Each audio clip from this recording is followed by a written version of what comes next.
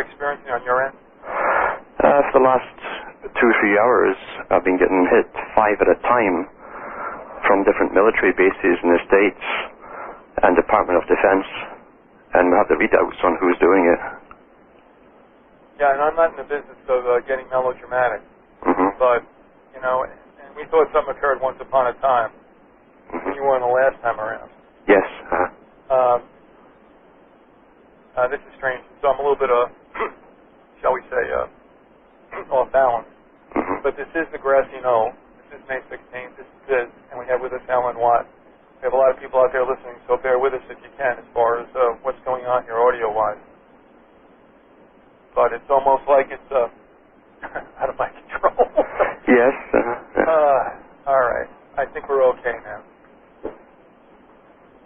All right. My wife's going to tell me what's shaking, but I'll tell you. Live 365 has been weird, Alan. I had a couple of emails, people saying they got a problem. I can understand why, because I tried myself, and it was a little slow, to say the least. Yes. But, I mean, we're red hot here, and I have all the volumes. Just, there shouldn't be anything coming out across. So that'll make things interesting. In the meantime, we welcome you back. We've got a lot of listeners out there, and we have some questions for you, which we want to pose to you. Things that people have wanted to know about from the last time you were on. But I have to ask you something. This is the best. They just released new video of the supposed Flight 77 hitting the Pentagon. Now, you fully believe a 757 hit the Pentagon, don't you? Oh, sure. Yeah. But, you know, you talk a lot. You speak to psychological ops on people around the world for over, a century. We know that it goes on. But, Alan, this one I got to tell you. I mean, I'm sitting here and I'm saying, has it gotten this base? I'm looking at this new video. It's the same damn thing. But this time they run it 3 times. Oh, okay. And I'm like, what? And it says, will this put an end to conspiracy theories? And the only thing that tells me is, they're running scared at the fact that people know nothing happened there. Well, something happened there, but it didn't involve Flight 77. Am I right or wrong? Well, that would be it. Yeah, that's right. There's just too much evidence to, as far as wreckage goes, etc. Yeah. So, I mean, we're seeing the same thing again, and I'm saying to myself, are you serious? I mean, show me something different. It's the same thing. I mean, this is just pathetic. Hey, all right, be that as it may. Listen, we're really glad that you're with us, and despite all that takes place, would you mind coming back on, say, Thursday the 25th? Sure, yeah. Yeah. Give me something to look forward to. Hello, everybody. Yes, indeed. All right, well, listen, we have a couple of questions. Do you mind fielding? Sure, on you go. Yeah. And I'd like to talk to you about Tavistock and the Beatles, because I took a look into a conspirator's hierarchy, because I knew that Coleman had spoken to it. And you know what he said? I know a little bit of what he said. I know that he also found out that the copyrights to the songs had been owned by Adorno. Yeah. All right, yeah, and I told you I knew he had said something, and then I took a look and, it corroborates. So it'll be interesting at the end, but let's get to the business first, because people have been good enough to ask these questions, and I would like you to respond to them. First of all, we have someone that writes, the next time you interview Mr. Watt, could you ask him to elaborate on what we perceive as, quote, our culture? Without going into detail, I think that this is where Mr. Watt diverges from the usual conspiratorial view. He believes that we have never really had a culture of our own. Okay. Yeah. So how do you speak to that, Alan? I think when you study the Greek classics, the philosophers, and especially the writings of Plato, where he talks about how culture is created by the elite at the top, downwards. It doesn't come from the grassroots, because anything from the grassroots developing could upset the whole balance of power structure. So culture is always promoted from the top down. And it was so bad in ancient Greece, in fact, that when traveling players came in with theater shows and plays and dramas, it was law that everybody had to attend, because through the drama they would indoctrinate the viewers on the politically correct way to behave in society. So here's another case, and you're saying, of entertainment being used to mind-off the populace. Yes, and back in the 1960s, there was a Council on Foreign Relations and Royal Institute of International Affairs meeting held in England, where, and the big debate at the time, it went on for about a month, and it was in the newspapers, was who should be given the right to create the culture for the coming New World Order. Britain, with its British MG Studios at London, I think it was, and or Hollywood. And at the end of it, they decided that America was best suited with its setup in Hollywood to create a world culture, and then plus the addition that they put the music out too, which would influence the young. So culture is a plastic thing. It's fluid in a sense.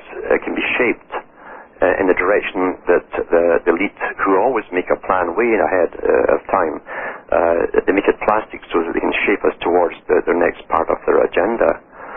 And in fact, Plato said that we can change all of the moral values within a culture within one generation, and the last people to notice are those involved. And when you think back to the 60s, when in one year they're all wearing skirts down to their knees, or below even, and then suddenly the miniskirt came in through, again, television and go-go dancing and music. And you compare that generation to their mothers, and their mother to their grandmother, and there's the skirt at the ankles, then there's a skirt below the knee, and then there's a one up around the you-know-where. So that was all within one generation, really, that happened. Well, of course, we would chalk that up to being fashion and fads, but it doesn't make a difference what you call it or which way it... Well, Plato said that to create culture and alter culture, you must have an entertainment, and he called it industry. And you must have a fashion industry. This is 2,300 years ago. And you must have a music industry. So it's never changed. By the way, could you cite from which work that came? Was that the Republic? That was in the Republic, yeah. That's an interesting, interesting. Yeah. Well, then you're saying that culture is malleable, it's plastic. Then it is necessarily, though, isn't it, all-encompassing as well? Absolutely. We are what we think, and they give us what they think, and we behave appropriately. It's not too difficult to manage people once you give them a particular type of culture. And of course, America was given extra heavy doses of religion, really, for a particular reason. The reason being that they would truly believe in their country, because they were chosen to bring in the New World Order.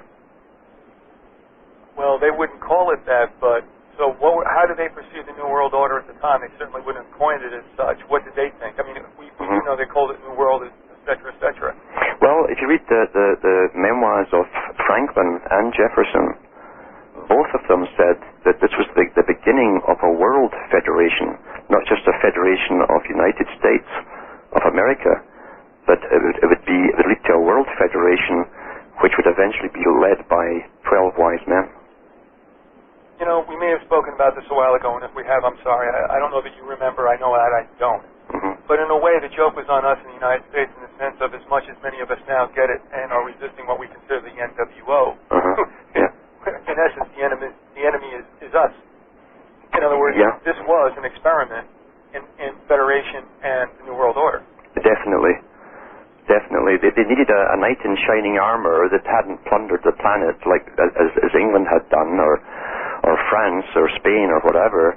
And so they created a new knight in shining armor that pretended to be indifferent to the old ways, and it would champion righteousness type of thing. And of course, in the early 1900s, they had many meetings in England to do with handing the torch over to the Americas as the army or police of the world. And that's why Kipling wrote the poem containing the lines, the white man's burden. We pass the torch on to you. And Kipling came over. He was a very high Mason, and he came over and read that to the Senate.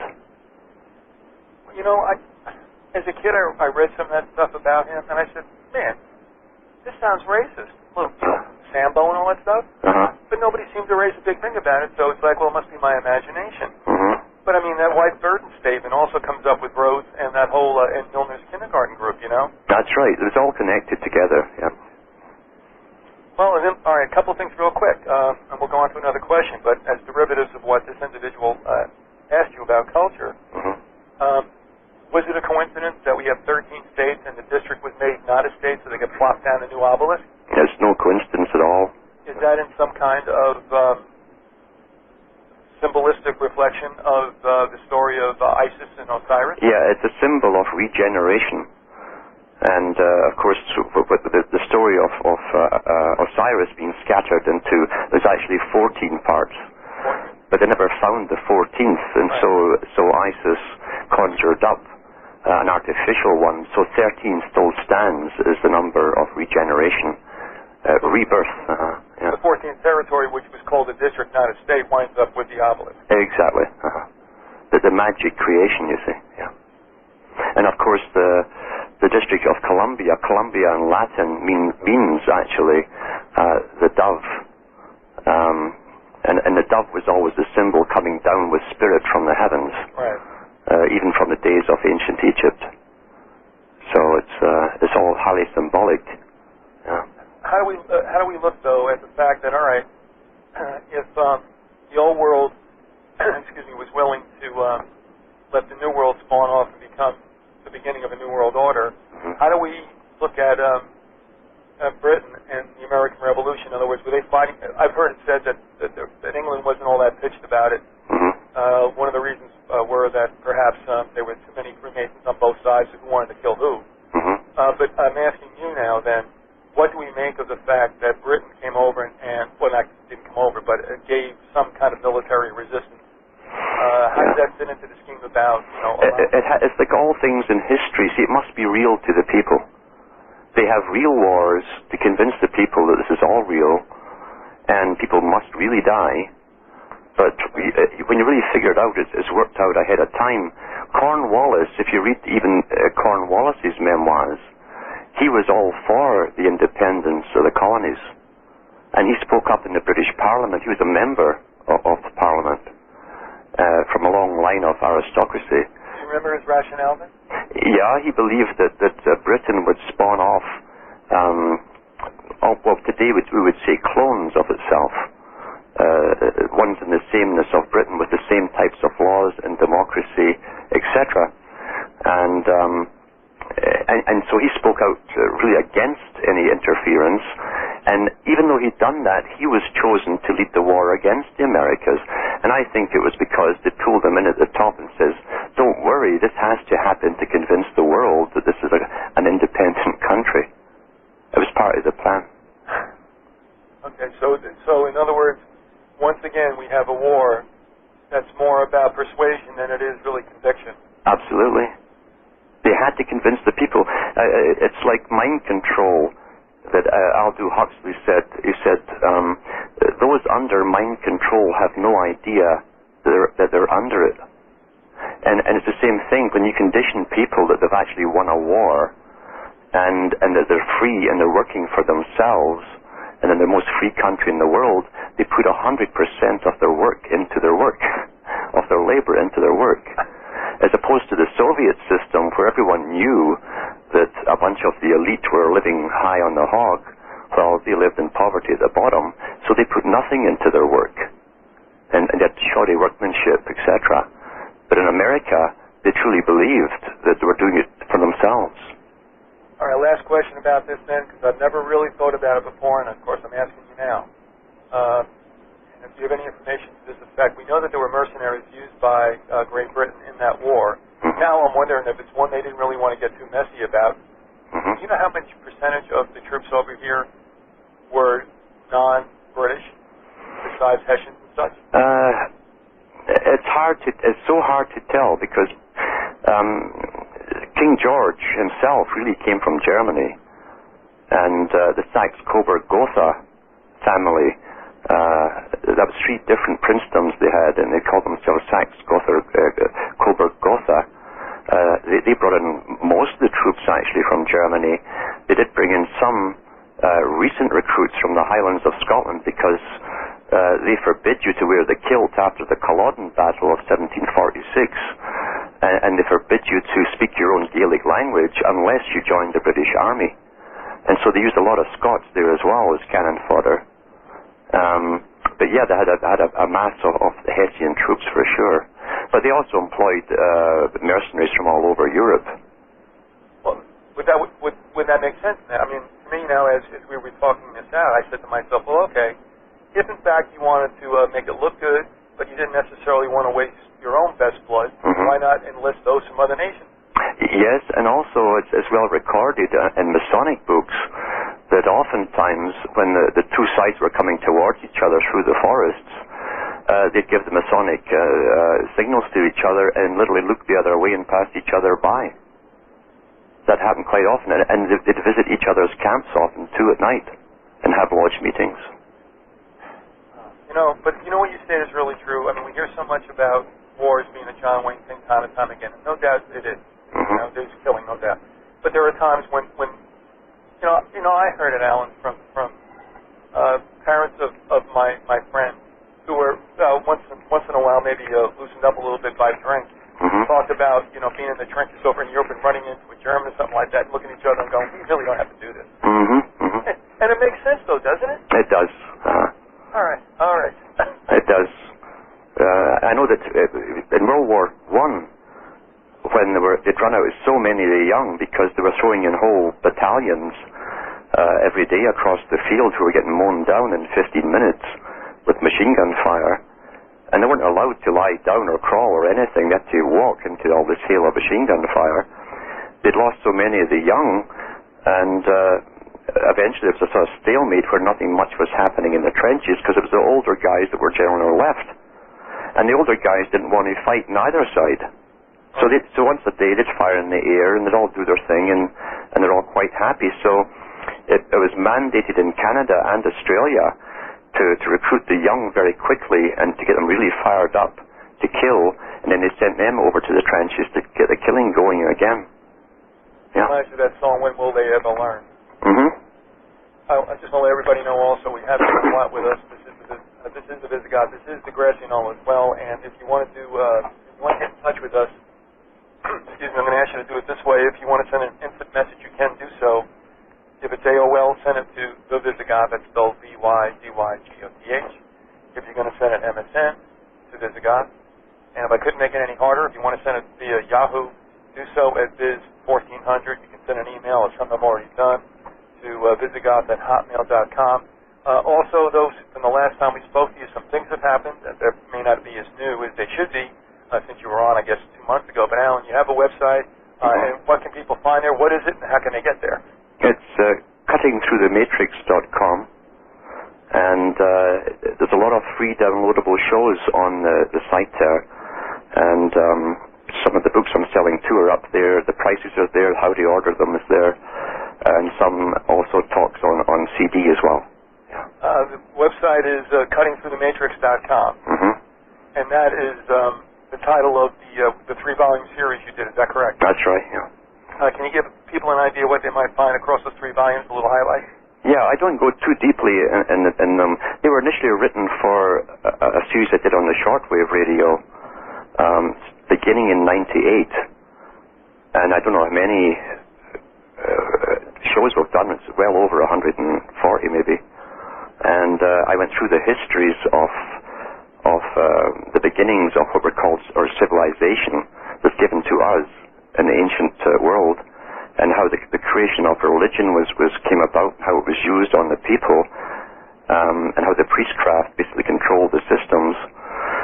And I bring this up to speed right up to the present day. And these 3 volumes were really a companion set to that to help explain more. But more so, I go into in these 3 books a form of deprogramming as you read them.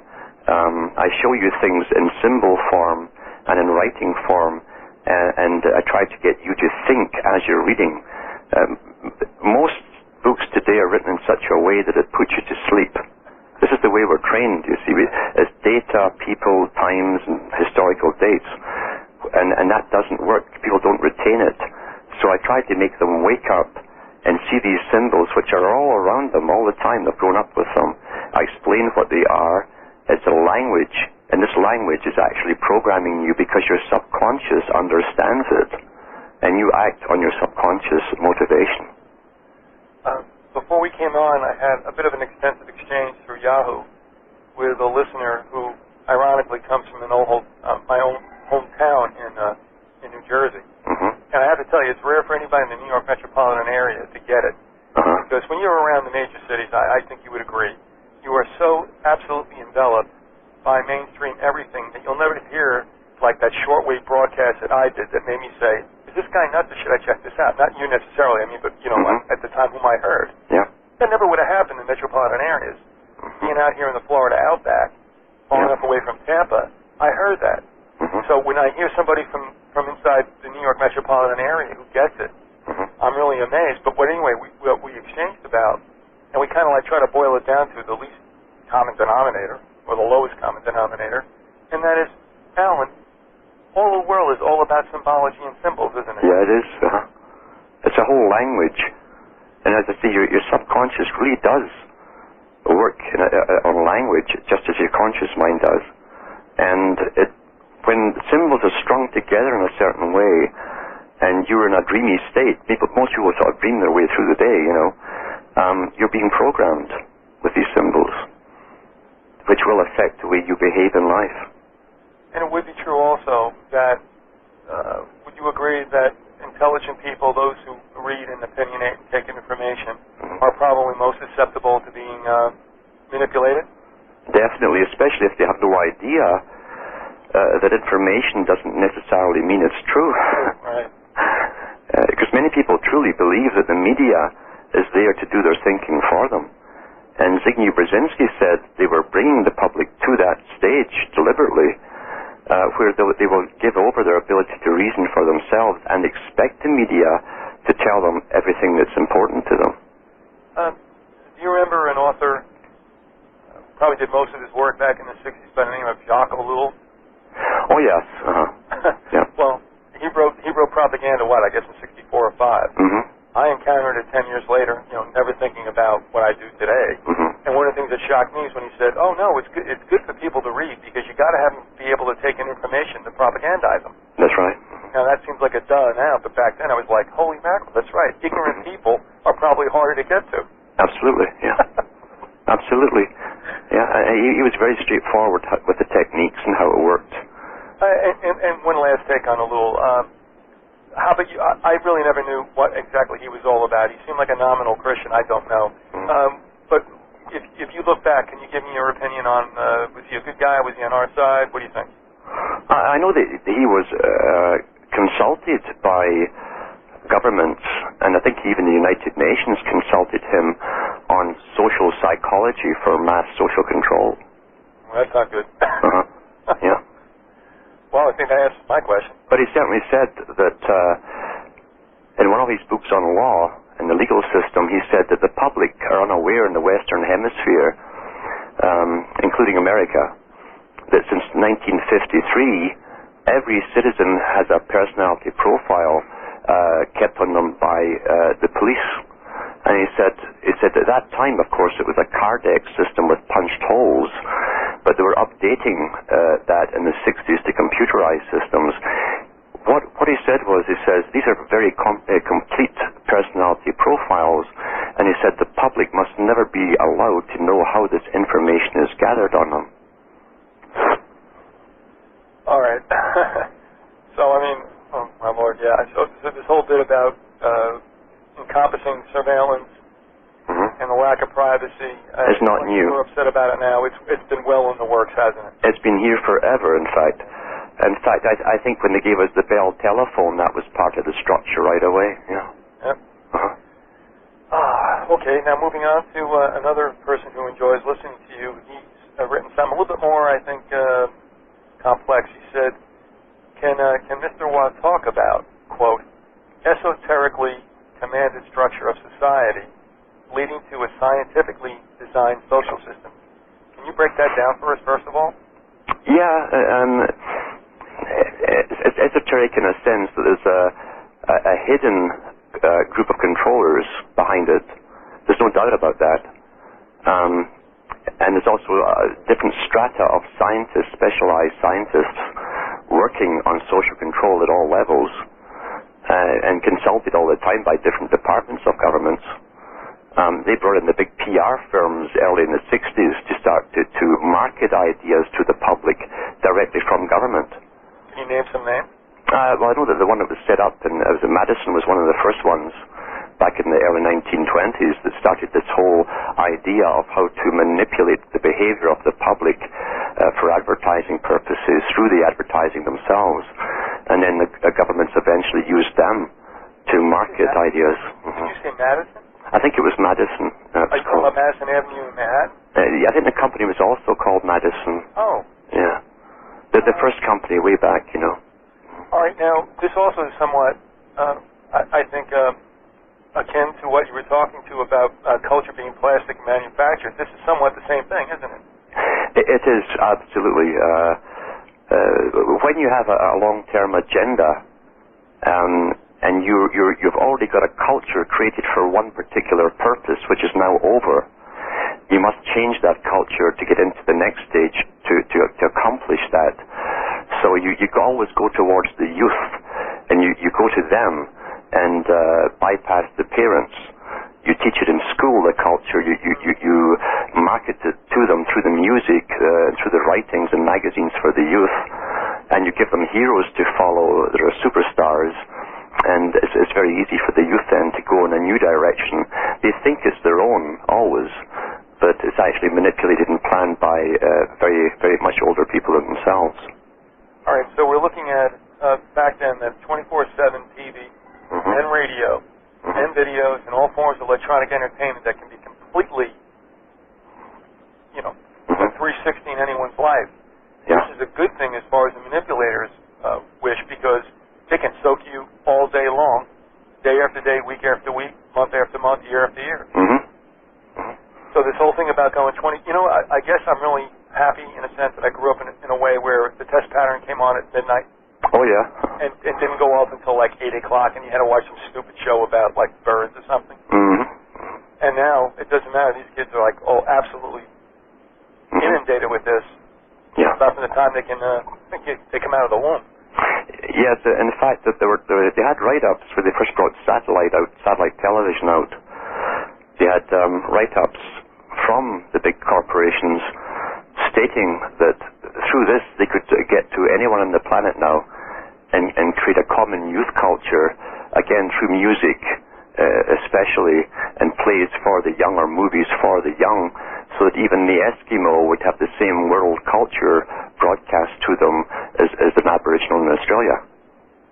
And that's been done. You can go from country to country to country, and you'll see the baggy pants, you'll see the hat on backwards, even in Japan. Yeah. I'm not going to ask this right now. If I get some time at the end, I will. But going back to the statement that the listener wrote, if I look at esoterically commanded structure of society, is that equivalent to the elites? I'll give you an example. I don't know if you've heard of Don Scott, who's written a lot of material. He's had world meetings with top-class scientists and virologists and bacteriologists about the new release plagues, etc., that we've had in the last few years. He's from Sudbury in Ontario, and I talked to him the other day, and he said that he had been bashing at the government for a few years over the spraying we're getting from the skies, and he got his MP, his federal MP, to go to Ottawa, the Parliament, and demand answers from the Ministry of Defence as to why the spraying's going on. And the Ministry of Defence said they did not have to answer her. Now, necessarily a disavowal, was it? That's correct, but it also shows you that because she was oblivious to this new set of rules, MPs are supposed to be representing the public, and here she's finding there's another structure that she isn't even allowed to get into. Above that. That name is only familiar, and I'm not going to blow smoke, and that is, I believe there was some email information that was kind of voluminous back a couple of years ago that I think might have been attributed to Scott, and then it stopped happening. Mm-hmm. I'm just racking my brain here trying to remember that name is familiar, and I want to say that I encountered it, but somewhere along the line it stopped. Mm-hmm. Does that make any sense at all? I don't know. I know he was in a few shows. He wrote a couple of books. Has he been silenced at all otherwise? No, he's pretty elderly. I mean, he's not in the best of health. Okay. Now, going on, it says a scientifically designed socialism. Mm-hmm. We've heard about this from a number of directions, mm-hmm. but it does seem to me to be somewhat reminiscent of what probably Wells and Huxley wrote about, a stratified society where those who do the wet work can find their way through with soma and mm-hmm. Loving their servitude. What's your take on that? Well, on my site I have his speech that he gave. At Berkeley? At Berkeley. It's on my site, so you can download that. He talks about all that in there, and he said, I don't see why.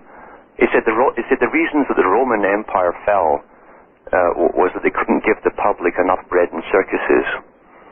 He said, but under a scientific dictatorship, properly structured and financed, he said, I see no reason why it could not succeed indefinitely. And we have that today. But there's also a continuum mm-hmm. from, I guess, Galton and mm-hmm. Grandfather Huxley. Yes. Uh-huh. And this line of thinking, uh-huh. I think, extremely, extremely fatalistic toward people like you and me. Yes. I mean, this is really what they want, and so when we talked before, I guess yesterday or so. They want Morlocks around to do the wet work, but they don't really want a whole lot, do they? Not a lot. No, they don't need a lot of people now, and they've written about it and talked about it too. I always find they publish so much material. It's just that the media doesn't make it a bestseller for the public to hear about. But it's always available. They want to vastly reduce the numbers of population, and to be honest, I think they've been doing it. I don't think we're always waiting for them to do a big thing at once, but they don't work that way. They do a little bit at a time, the Fabian way. And there's no doubt from the 1950s onwards, the inoculations have almost destroyed so many people's ability to fight off any infection. These inoculations destroyed our immune systems and made us susceptible to coming down and dying with things which shouldn't kill us. This was deliberate. So when they talked about this back in the 1920s in the League of Nations, they meant it. And they even thought then that they could do this through inoculations, mass inoculation programs. The chronic fatigue syndromes, the early arthritis now that's coming out, rheumatoid arthritis in people in their early 20s and even below 20s. These are autoimmune problems. The Epstein-Barr virus, same thing. These make people ineligible as good marriage partners because they're too sick and weak. No one wants them. That's how they decided to bring down the West, to do it gradually. But for Africa, they decided that who's going to stand up for Africa, we can bring them down quickly. And that's been done, as we can see. Well, didn't they introduce AIDS there by way of supposedly injecting them with Yes. With vaccines against hepatitis B, I believe? Yeah, and smallpox. And HIV?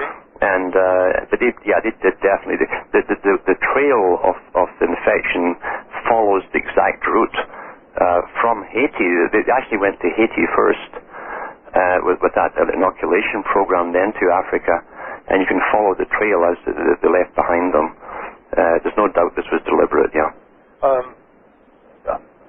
Most of the listeners are anti-vaccinationists as well. Have you ever read Eleanor McBean's The Poison Needle? No. All right, that's online. That's very interesting also. And she recounts, Alan, as well, that she lived through the 1918 flu, which is really interesting. And she said the only people that got sick were the ones that got vaccinated. Exactly, yeah. Yeah, and she and her family did not get vaccinated, and they were actually ministering to people in their hometown who had fallen, and none of them got it. Yes, and when you go back into Britain has records of mandatory vaccinations beginning in the 1800s. against diphtheria and then smallpox. And the records of their deaths to those who were vaccinated are identical to the number who got vaccinated. Right. So this was obviously put in place deliberately. And we know that Britain definitely was into this in the 1700s because Thomas Malthus came out with his essay on population and how to kill off the weak people or the useless eaters or the excess population, which they didn't need after, because they knew eventually that they would be post-industrial, and they wanted to have a method to kill them off once their job was over. All right, now having said that, looking at would you think that what we're headed for and what to look for is a collective society where the individual means nothing but the group means all? That's what they've told for the public, but in Charles Galton Darwin's book, The Next Million Years, and he was a physicist, this guy, descendant of Charles Darwin, and in the 1950s, I think 56, he published that book.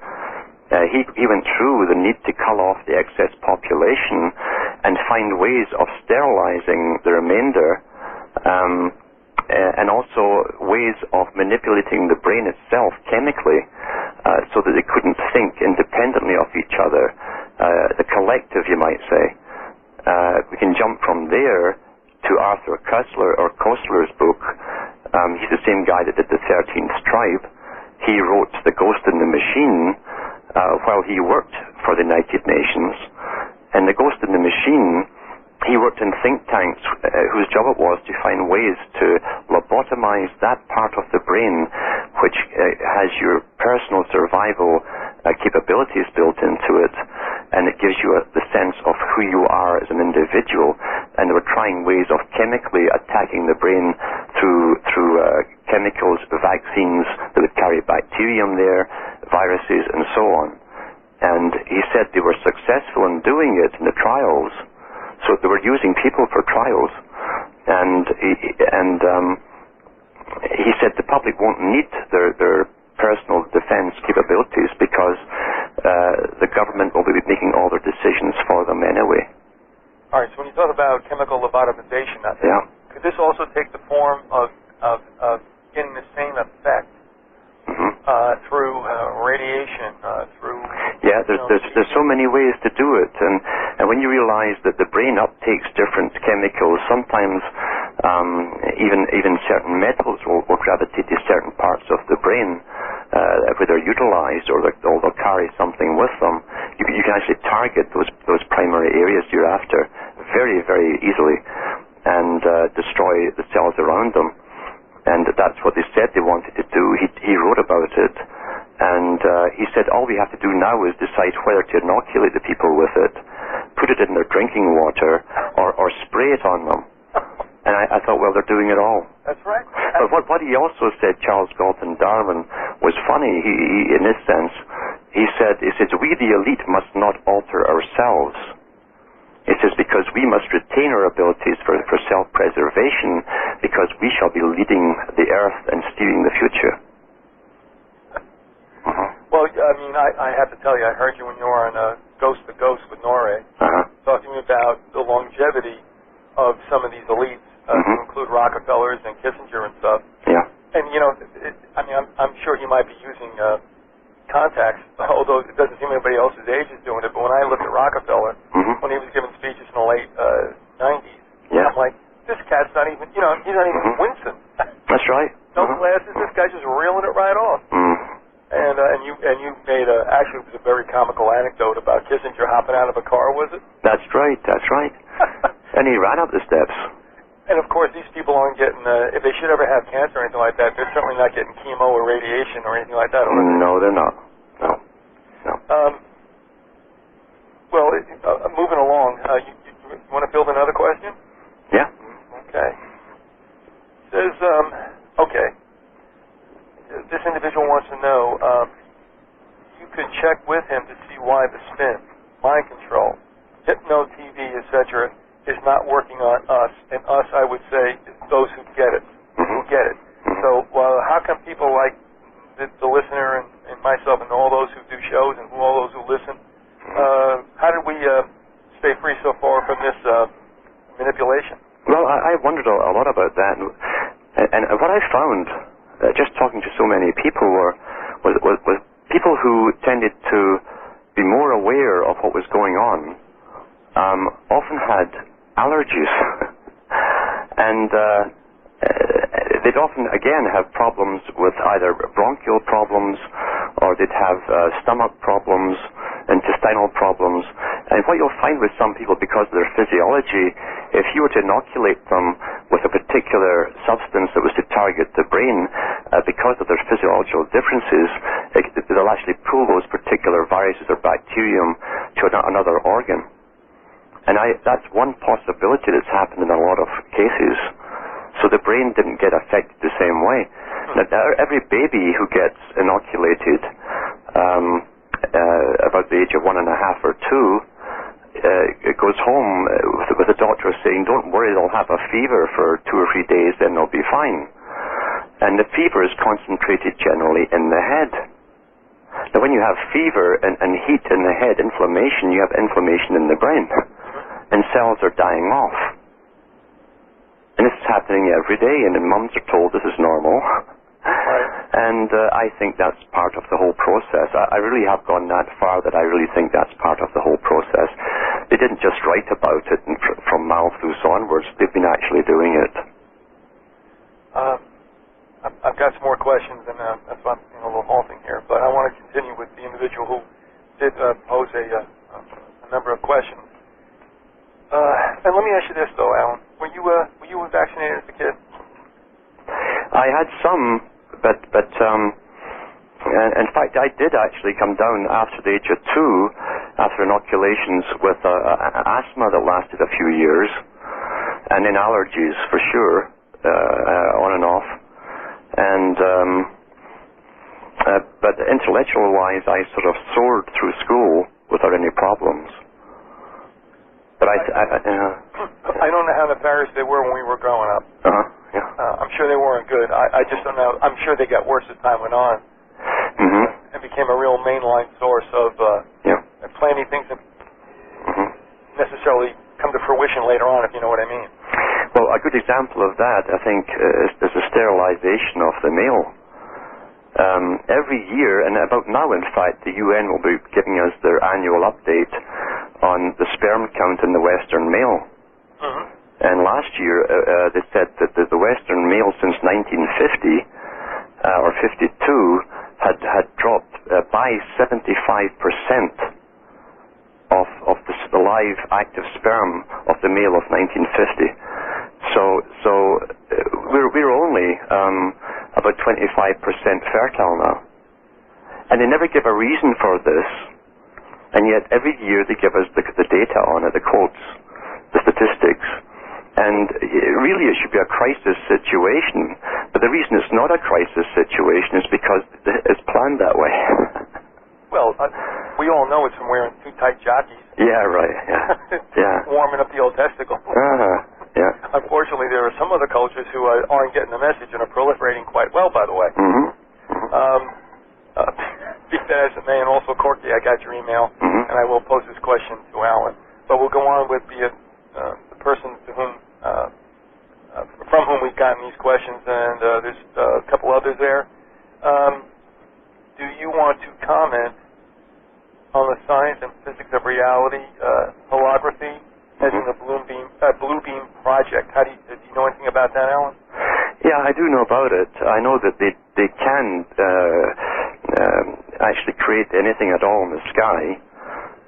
I know back about 1999, I was out walking with someone late at night, and I looked up and I saw what I thought was a Northern Lights start up.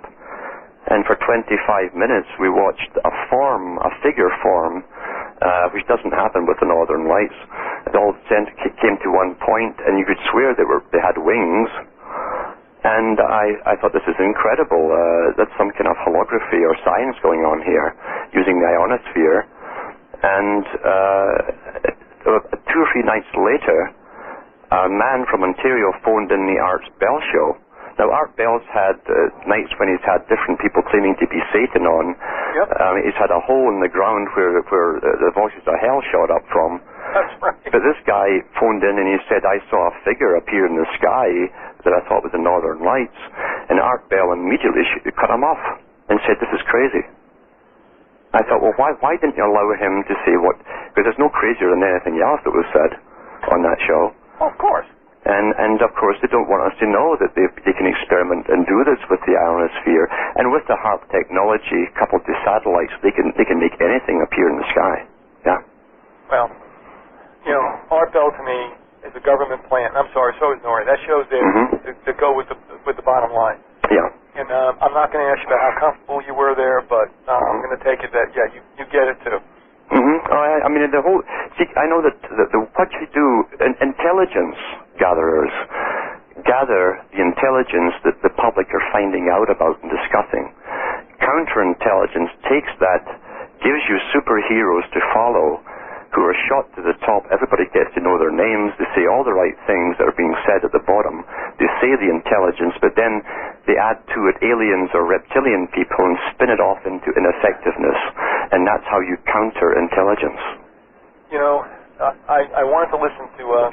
I don't want to spend a lot of time with this, but I listened to that show one night after they had a 9/11 researcher on, and I just got it wrong. I got on the next night. I didn't hear the researcher. But I heard these poor simps that came on, and they really did believe there was something to it, as well they should, but they go to the author of Nore or Bell, and they kind of ask questions where they want to be told, you know, it really doesn't exist.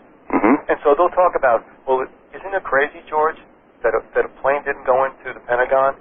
And he goes, yeah, well, you know. And then they go off to shadow rodents and flying rods. Yes.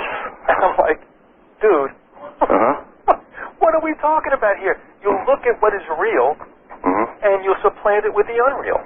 Yes. But when you mix fact with fantasy, everything becomes unreal.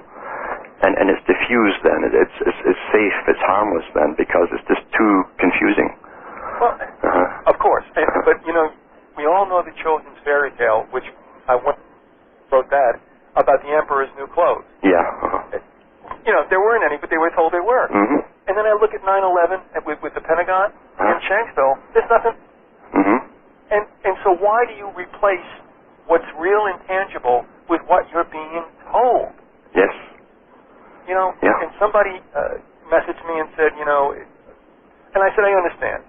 You know, good people don't think that the government would do this, or the time has come where we've been turned on, and I understand that. But in the face of asking questions and having people think, don't get upset, you know, if you're being, well, like Plato said, if you're being pulled out of the cave to look at that which really is. Yes. Which, by the way, is kind of interesting you wrote that, because he doesn't seem like anybody who will want to pull anybody out of a cave. Yeah, he was actually explaining how the public are. They're kept in they're given a version of reality, is indoctrinated into them, and even if someone were to find out the truth and go back into the cave and say, you know, there's a real world out there, they wouldn't believe him. Yep. And so he was showing the techniques of mind control on society. Yeah. Yeah, exactly. I mean, and it's painful to show people the way things really are, and actually it can cost you your life. Absolutely. There's no doubt about that whatsoever. I'm going to get to Corky's question here, and I'll go back to the original emailer who has about two more. It says, does Mr. Watt have any comments, and I have nothing about this, so it's all on you. Not that you need me. About Rene Guénon and other traditionalists, that would be Schuon, Ebola, etc. Any take on that? On Ebola? Ebola. No, these are individuals. Ebola. Schuon and Rene Guénon. Does that ring a bell at all? It does. Well, most of these characters in history at that period of time were all, once again, Freemasons. Well versed in the psychology of humanity, and all put out there to give certain views, so the public would follow them along a certain path. Again, part of culture creation, really, you know. And because that's what they give us. Most of the public will always follow someone they perceive as being more intelligent and a leader who says the things they want to hear. Unfortunately, we never question any other motive behind it, and generally get led up the garden path. So I can't really go any further with their particular agendas, you know. All right. I'm completely ignorant of this. It's not unusual, but do we have a time frame for these individuals, more or less? in the 1800s, aren't they? You got me. Like I said, this is, it's out of my purview, without a doubt. Yeah. All right, well, it's something I'll definitely look into, and so, Corky, thanks very much for passing that along. It wasn't satisfactory. Yeah. I apologize, but that's okay. Moving along, going back to that original email, and it's going to get good here, and that is, what is going on with Denver International Airport, which is really truly named New World Airport, with the murals that are around everybody, though few see them. Your take on that, Alan? Yeah, they put so much into that, the building alone, never mind all of the architecture and paintings and frescoes. And, of course, they have all their occultic, Masonic symbology in the paintings, right down to the children all following the leader, It's possible that it's there because there's going to be a new capital of the Americas somewhere, one day. Well, we did talk about that, and obviously they badly want to create an American Union as extensive perhaps as the 34 countries in the Western Hemisphere. Obviously, I don't know, have you read that white paper, Building a North American Community? Yeah, but I know that in the free trade negotiations in the late 80s,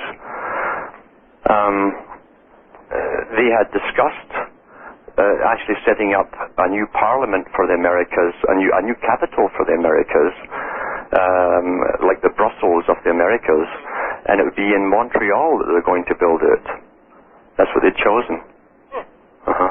Well, that'll be interesting. Yeah. The reason I thought Denver, well, something's going on in Denver. There's no two ways. Oh, yeah. And you subscribe also to the fact that as Orwell tipped us off about, Logos 60 years ago, that boring machines were available and they've probably been at work for quite some time. Do you want to posit thought about what they're doing and why they're doing it? There are connections between some major cities underground. There's no doubt about that. These boring machines even have been in the Popular Science magazine at times, and the Rand Corporation are the ones who own these machines. They've never really been fully explained to the public as to how they can operate, and the obvious questions are never asked by the reporters on them. Of course not. Because it's really, there are three levels of reality at work at all times. One for the public, and that's from professorship down. It doesn't matter what you're a professor of, you're getting low-level reality. And there's another one above that, separate again, and another one above that.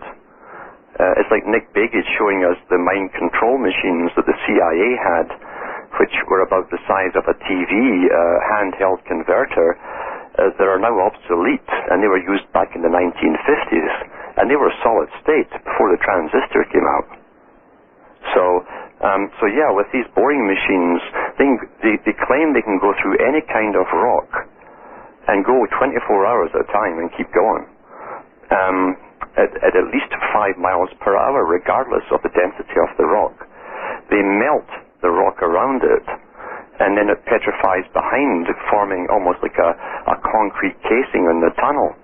Now, what kind of metal alloy do we have knowledge of that can withhold, can stand that kind of heat? Because it's beyond what we're given, you see. And of course, it's the same kind of metals that they use with their experimental flying saucers from Area 51. The same incredible alloys that the public will never ever hear about. It's all made here on Earth. Yeah. Well, I'm going to tease myself and leave this for an entree into Thursday on the 25th. That would be. That would be with what I want to say next, but I don't want to do it in the last couple of minutes. I would like to continue, though, and somebody asked me once, in fact, earlier today, how I ever, understood that something went bump in the night. And they said, was it 9/11? I said, no, I was long before that, around 2000. But talking about what's out there and available, and you and I had talked also about Orwell's, that section in Orwell's book where, he just jam-packs it with pretty much the way things are, or the shape of things become. And what I did was I had done a graduate project, and this is what opened my eyes to the fact that so many science fiction writers didn't seem to be writing science fiction. Because whatever they said came true. Were they that prescient? I don't think so. It wasn't. It's well documented if you go into the the foundations are so important in all of this, because it was through the so-called philanthropic foundations that they said they would steer the world. And the Rothschilds of England set up a huge fund for novelists and writers of plays for the stage to actually incorporate certain lines along their stories to do with space travel, early science fiction, that kind of thing. They paid them to do that. These funds still stand, by the way. And it's called, it's part of predictive programming. So what they do is they give you an idea through fiction when your guard is down. You're not censoring it or really critically thinking about anything. You're being entertained. And what's really happening is you're being downloaded with an idea of a possibility. And so when the thing comes along, rather than say, wait a minute, why are they spending billions of dollars to go out into space? We think it's part of a natural progression. Because we've already been familiarized with it in a fictional way. And the big early science fiction writers who came out were all funded by these groups. They call them futurist societies. And the novelists who are willing to take the money attend these futurist societies. And then spokesmen will come out from the big boys who fund them and offer the grants as long as they go along and incorporate certain things in their stories. That's another thing we'll do in the next time around. That's all about the foundations. You're absolutely right. Now, I'm going to end with this. Did you ever watch The X-Files?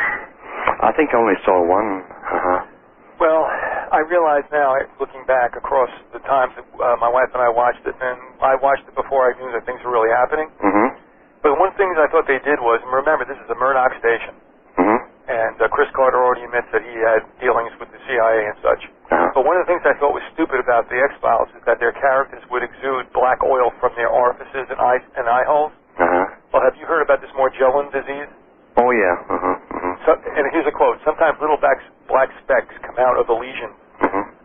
And now I'm starting to wonder. It also happens with Ebola and with the Spanish flu. Those were symptoms of the Spanish flu. Where you would actually have very dark congealed blood start to come out of the eyelids and the nostrils and so on. Yeah. Well, you can understand why I'm thinking that we've been programmed, or at least prepared, for the black oil that come popping out of our body, so to speak. Yes. Yeah. All right. So anyway, we'll get into this more. Alan, listen, thanks so much for coming on, and we hope we can pick this thing up in another week or so. It's a pleasure. Yeah. All right. God bless you. You too. All right. Good night. Fall down. And it was so bad in ancient Greece, in fact, that when traveling players came in with theater shows and plays and dramas, it was law that everybody had to attend, because through the drama they would indoctrinate the viewers on the politically correct way to behave in society. So here's another case, and you're saying, of entertainment being used to mind off the populace. Yes, and back in the 1960s, there was a Council on Foreign Relations and Royal Institute of International Affairs meeting held in England, and the big debate at the time, it went on for about a month, and it was in the newspapers, was who should be given the right to create the culture for the coming New World Order. Britain, with its British MG Studios at London, I think it was, and or Hollywood.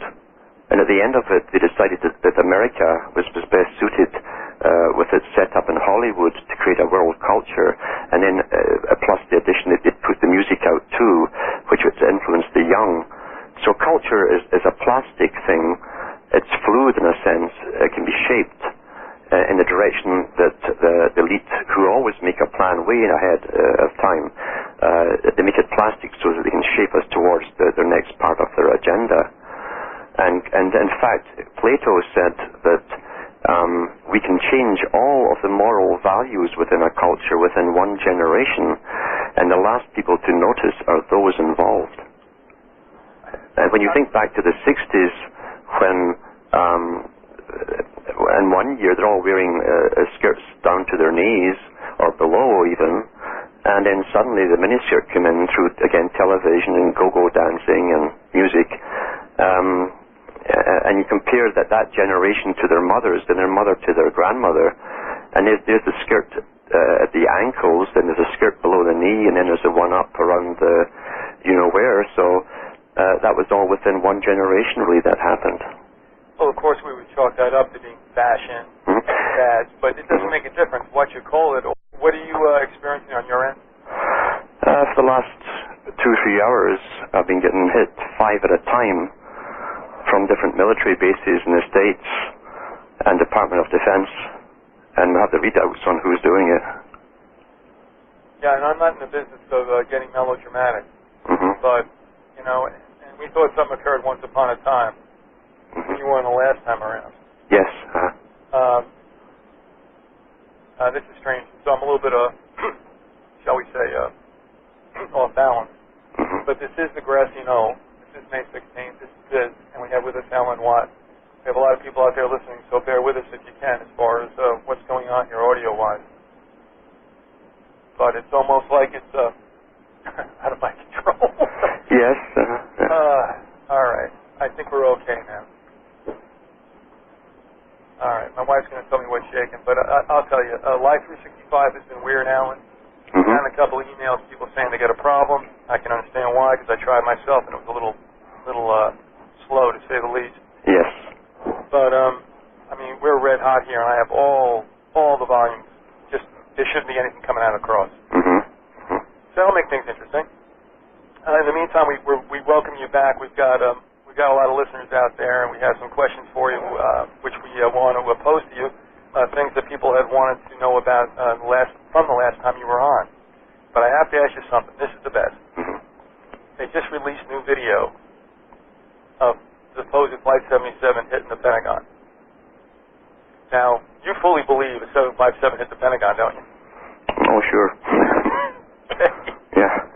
But, you know, you talk a lot. You speak to psychological ops on people around the world for over, a century. We know that it goes on. But, Alan, this one I got to tell you. I mean, I'm sitting here and I'm saying, has it gotten this base? I'm looking at this new video.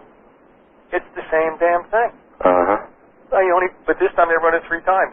Oh, okay. And I'm like, what?